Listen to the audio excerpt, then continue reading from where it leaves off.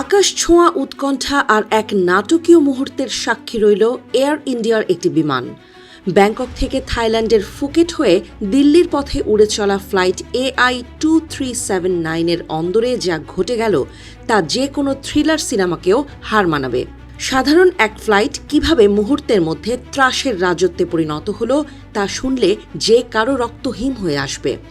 আকাশে তখন সব ঠিকঠাক চলছিল, আচমকাই ঘটে গেল এক মর্মান্তিক বিপত্তি। ঠিক ক্রুজ ফেজে থাকাকালীন ৩০০ ফুট উচ্চতা থেকে হঠাৎ নিচে নেমে যায় বিমানটি। এই আকস্মিক পতনের ধাক্কায় নিমিষের মধ্যে কেঁপে ওঠে পুরো বিমান। কেবিন ক্রু থেকে শুরু করে যাত্রীরা ছিটকে এদিক ওদিক পড়তে শুরু করেন।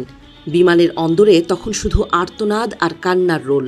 এই ভয়াবহ ঝাঁকুনিতে অন্তত ২০ জন যাত্রী এবং ৪ জন ক্রু সদস্য গুরুতর জখম হয়েছেন। কেউ বুঝতেই পারেননি ঠিক কী দোষে এমন মারাত্মক পরিস্থিতি তৈরি হলো। ককপিটের ভেতরের দৃশ্যটা ছিল আরও বেশি রোমহর্ষক। এয়ারবাস A320 বিমানটির প্রথম অফিসার তখন কন্ট্রোলে থাকলেও ক্যাপ্টেন ছিলেন একটু দূরে, এয়ার কন্ডিশনিং সিস্টেম নিয়ে ব্যস্ত।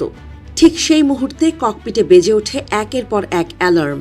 স্টল ওয়ার্নিংয়ের বিকট শব্দে কেঁপে ওঠে সবকিছু। বিমানের স্বয়ংক্রিয় চালক ব্যবস্থা বা অটো পাইলট হঠাৎ বিচ্ছিন্ন হয়ে যায় এবং বিমানের নাকটা ওপরের দিকে উঠে যায়। পরিস্থিতি সামাল দিতে ফার্স্ট অফিসার তৎক্ষণাৎ নিয়ম অনুযায়ী রিয়্যাক্ট করেন এবং বিমানের নাকটা সজোরে নিচের দিকে নামিয়ে দেন। এই ঝটিকা পদক্ষেপে বিমানটিতে শুরু হয় তীব্র নেগেটিভ জি ফোর্সের খেলা। বিমানটি অভিকর্ষের থেকেও দ্রুত গতিতে নিচে নামতে শুরু করায় ককপিটের ভেতরে থাকা সবকিছু ভাসতে শুরু করে। অভূতপূর্ব এই ওজনহীনতার মুহূর্তে ককপিটের এদিক ওদিক ভেসে বেড়াতে থাকেন স্বয়ং ক্যাপ্টেন নিজেও। কোনো রকমে নিজেকে সামলে তিনি আসনে ফিরে আসেন এবং seat belt emergency sign on করে কন্ট্রোল নিজের হাতে তুলে নেন। সর্বোচ্চ থ্রাস্ট দিয়ে অবশেষে বিমানটির পতন রোধ করতে সক্ষম হন তিনি। তবে এখানেই শেষ নয়, বিপদের আরও অনেক মেঘ তখনও বাকি ছিল। প্রকৌশলগত লগে ধরা পড়ে এক অভূতপূর্ব ও মারাত্মক ত্রুটি। বিমানের গ্রিন, ব্লু এবং ইয়েলো ৩টি হাইড্রোলিক সিস্টেমেই একই সঙ্গে বা পরপর লো প্রেশার দেখা দেয়। হাইড্রোলিক সিস্টেমে এই ধরনের ট্রিপল ফেইলিয়র এভিয়েশনের ইতিহাসে অত্যন্ত বিরল এবং মারাত্মক বিষয়। এর জেরে বিমানের এলিভেটর ও পিচ কন্ট্রোল মারাত্মকভাবে ক্ষতিগ্রস্ত হয়েছিল বলে মনে করছেন বিশেষজ্ঞরা। দিল্লি বিমানবন্দরে বিমানটি নিরাপদে অবতরণ করার পর শুরু হয় আসল রহস্যের উন্মোচন। আহত যাত্রীদের চিকিৎসার জন্য আগেই অ্যাম্বুলেন্সের ব্যবস্থা করা হয়েছিল, কিন্তু এরপরেই নিয়ম অনুযায়ী ২ পাইলটের ড্রাগ টেস্ট বা সাইকোঅ্যাক্টিভ সাবস্ক্রিন পরীক্ষা করা হয়।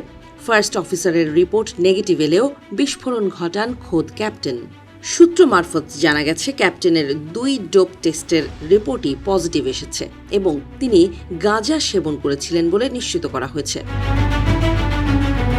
আকাশে এমন হাড়হিম করা ঘটনার পর নড়ে চড়ে বসেছে বেসামরিক বিমান পরিবহন মন্ত্রণালয় এবং ডিজিসিএ।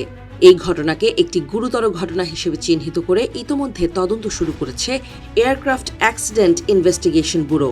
এয়ারবাস এবং ফ্রান্সের বিশেষজ্ঞ দলও এই তদন্তে পূর্ণ প্রযুক্তিগত সহায়তা দিচ্ছে। সুরক্ষায় সামান্যতম অবহেলাও বরদাস্ত করা হবে না বলে কড়া বার্তা দিয়েছে মন্ত্রক।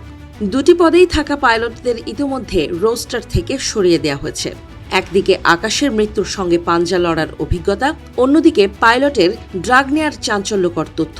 সব মিলিয়ে এই ঘটনা ভারতীয় বিমান চলাচলের ইতিহাসে এক কালো অধ্যায় হয়ে রইল।